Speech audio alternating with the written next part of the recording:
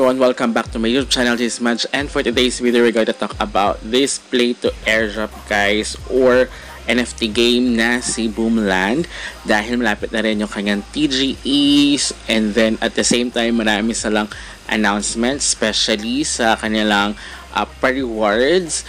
So i-check natin ano ba yung mga nilalaman ng pa-rewards nila guys. Additional Boom tokens ba siya, or may season 2 ba or season 3, so malalaman natin in this video. At bibili rin ako ng mga hunters para ma-maximize ko yung XP, and at the same time ina-try natin yung mga famous hunters. So before we jump into it, make sure you like this video, subscribe to my channel if you have not already, and ring that notification bell so you always be updated to my upcoming videos and off the clock episodes.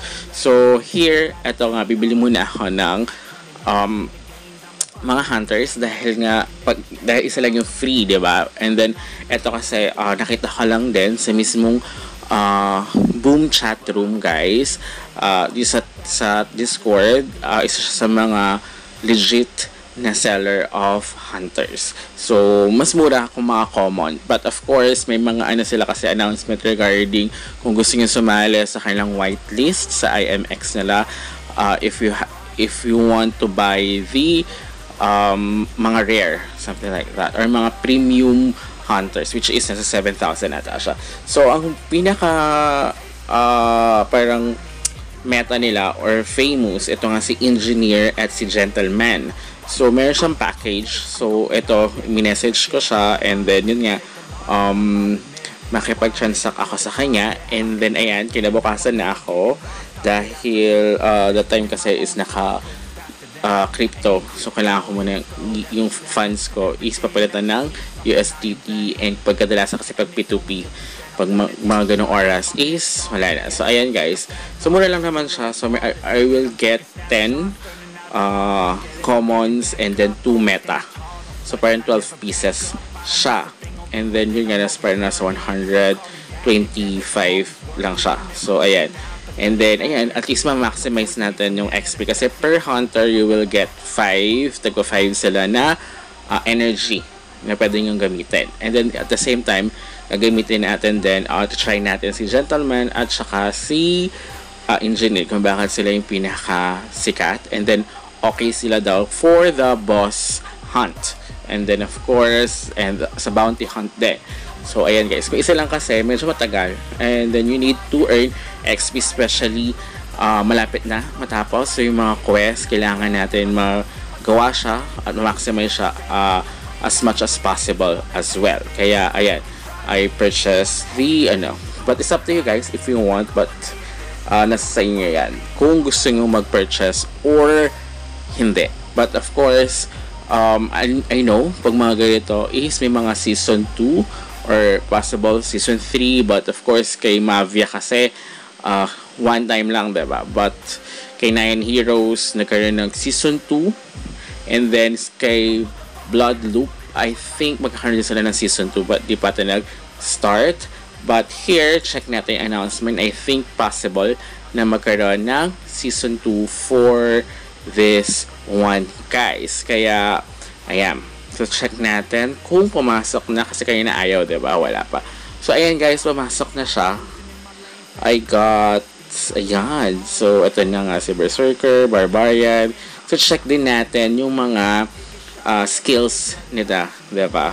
So mas okay sa akin mga long range kaysa sa short range. Kapag short range kasi medyo mahina ka doon. So sinobrahan niya ng isa, so I got 1 free, tama ba? Hunters unlock 13. Tama ba? So okay, so hindi, 13 plus yung free ko kasi di pa naman naka-unlock, diba, yung isa. So tama, 14 overall. So I received, thank you. So okay na. So try na natin si hanapin natin. So dito wala pang upgrade. I think yun nga, possible once na talaga nag-run na yung game, or kung magkaroon naman ng season 2, pwede na natin mag-upgrade. So mas maganda na i-upgrade. Pero yung mga premium kasi malalakas. So ito kasi common. So may uncommon, may rare, and legendary. Sa uncommon kasi pwede ka makakuha yan kapag sa magical chest, which is nasa 600,000, which is napakalaki. And then here, mas madalas pa yung makakuha nyo ma-earn na BGEM token para makapag-open tayo ng mas malaking mas maraming chests o sa mga mas mamahaling chests, diba? So ayan. So here, ito yung free natin si King kapag natapos na natin sunod-sunod na within 14 days. So ito, umokay na siya. Ayan. So makakapag-claim pala tayo dito. 13. Hindi, tama. Sakto lang pala binigay niya sa akin. 13 lang. So, ayan, deduction. Okay, ito yung mga artifacts na nakuha natin for this mission. So, okay na. Na-claim na natin. And then, yun, pwede na natin maglagay ng artifacts. Actually, sa artifacts daw, for the engineer and the gentleman, much better kung attack speed or, yun na, attack speed. Kasi kailangan mas mabilis ka and then, you know, unahan kasi doon na maging malakas as well. So, ayan. Kasi kailangan mo maka 50%. Ano, maghahati kayong 4 doon eh.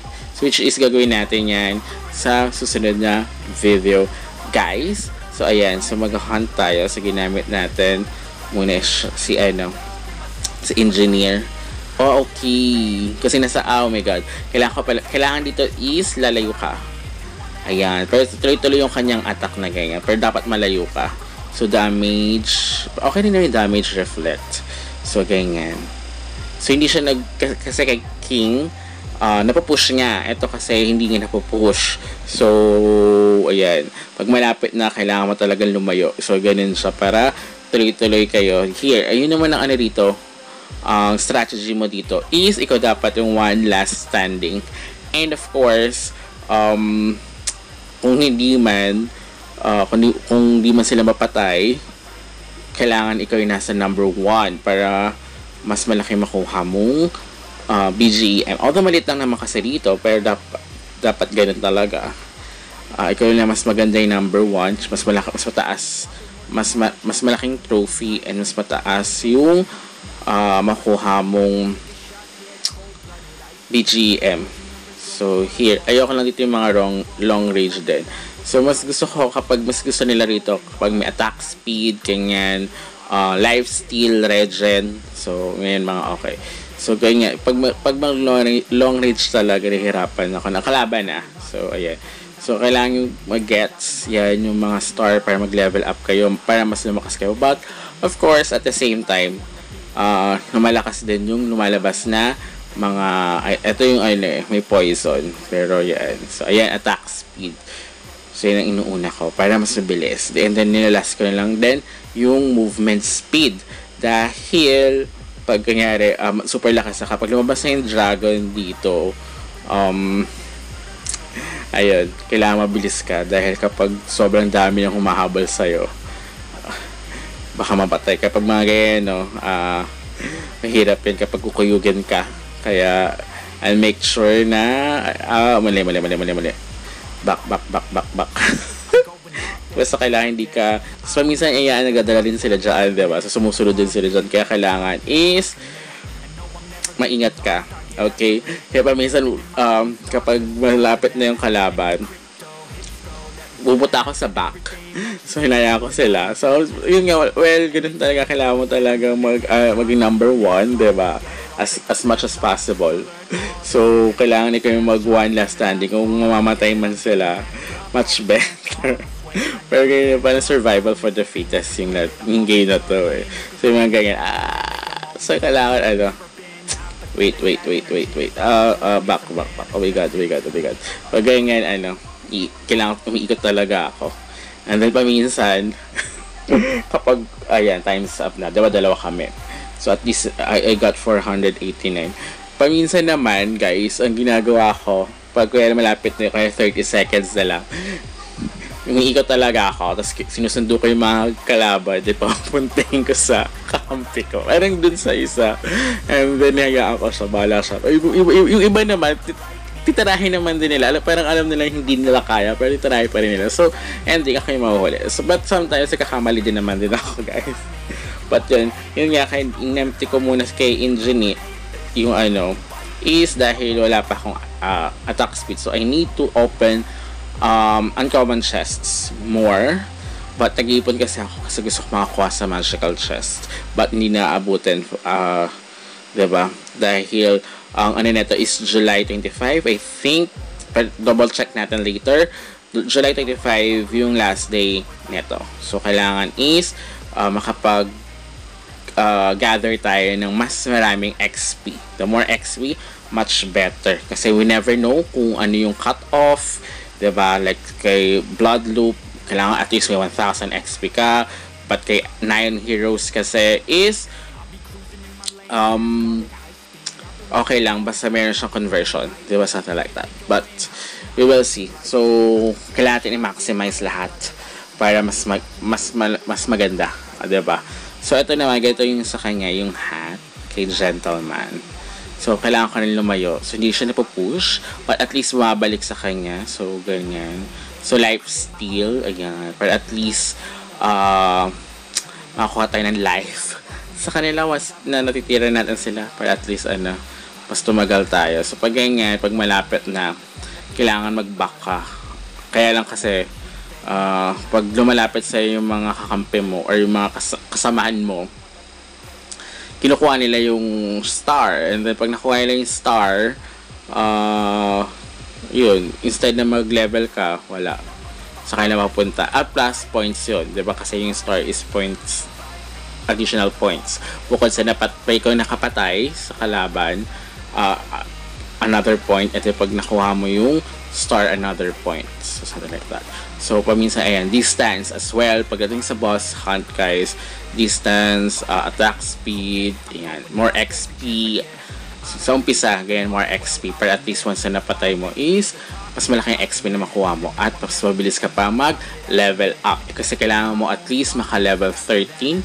Yung nakikita ko sa kanila, level 13, level 12 pag nagbo-boss hunt sila. Ito kasi, tinatry ko muna kasi I don't know kung kailangan mag-isip tayo ng strategy. So, papaano ko siya gagawin. So, ayan.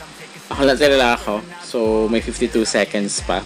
So, ganun lang. Kailangan talaga ikaw is one man standing. One last standing talaga. So, ayan. So, nakita nyo na. So, yeah, pa rin silang dalawa yung mas okay daw for the boss hunt and then of course for the bounty hunt. So, ayan guys, nakuha natin. Ito rin si Frozen Queen. Okay naman din siya daw. So, I will try the Frozen Queen as well. So, maglalabas sila ako ng mga short videos for this one para makita nyo as well. So, ayan. So, here's the badges. Ewan ko bakit di po nag-ayon Discord, pero ano naman na natin. Diba? So, ayan yung 5. So, at least makakuha tayo ng power player for 50. So, dyan ka makakuha ng XP. So, at least ngayon, at least 10 hunters daw. Para at least meron kayong 50 energy. Ma-maximize yung 50 energy as well. Kasi mas malakas siya. Pag nag 50 energy kayo, parang 1,500 points siya. 1,500 XP. So, ganun siya. Okay, so to try natin na mag-open ng chests. Yun lang ano ko dito. Paminsan kasi ang tagal nga mag-load. I think 8 AM ata yung ano neto. Refresh nga. So, 8 in the morning here in the Philippines, guys. So, ayan. Paminsan nag-try again pa siya. So, kailangan nakaganito siya. Hindi siya pwede yung naka full screen kasi nag-try again siya. I don't know kung bakit tayo nga. So, ayan. Yes, we got mga artifacts. So, in the wood para makuha tayo ng XP. So, don't forget to open chests para at least makakuha kayo ng XP every day, guys. So, ayan. And then, we're going to move on. Check na natin yung mga bagong announcements ni Boomland, guys. Kasi malapit na ang TGE ni Boomland, guys. So, natapos na at let's hope na maganda yung value at bigayan. So, sa mga naman, nakita ko naman sa mga play to airdrop, like, diba si Mavia, okay yung bigayan. si Nayan, kahit hindi ko na dahil Counter-Strike gameplay siya, hindi ako magaling. So pero maganda yung bigayan, as well as Blood Loop. So let's hope this one is same din, pero iba naman ang neto gameplay, diba? So boom tokens naman yung nga ang ating makukuha, guys.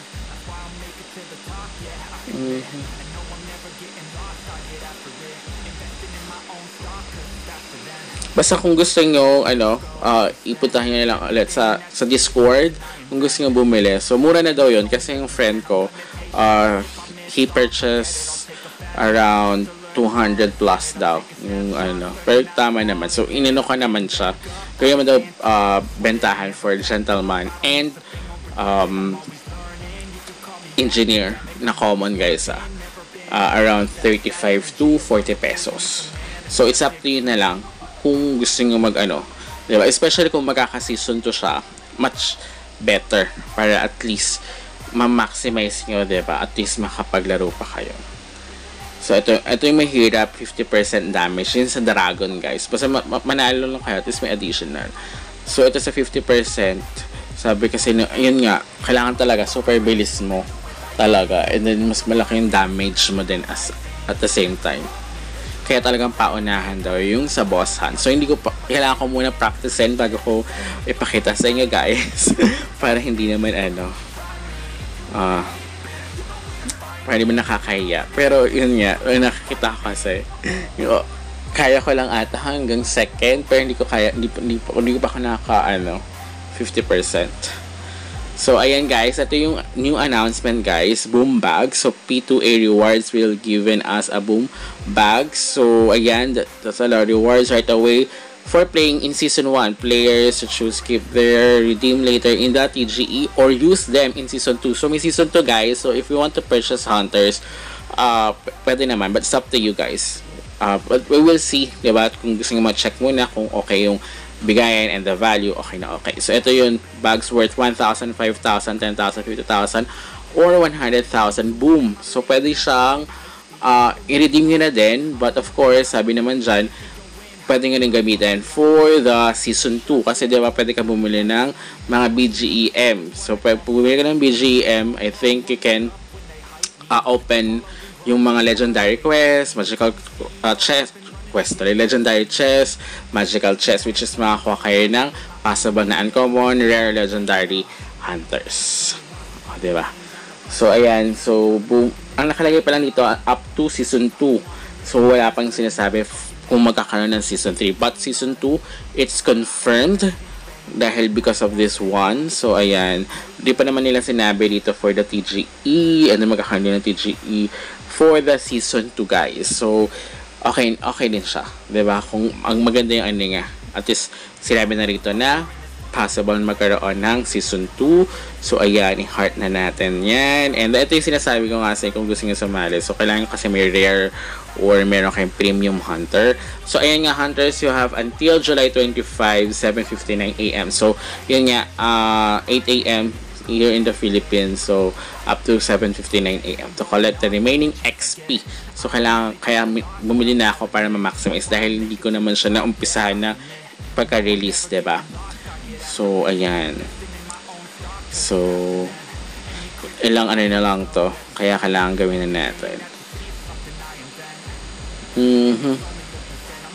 So, check din natin yung mini announcement. So, yun guys. Meron silang mga naglaro ng Season 1.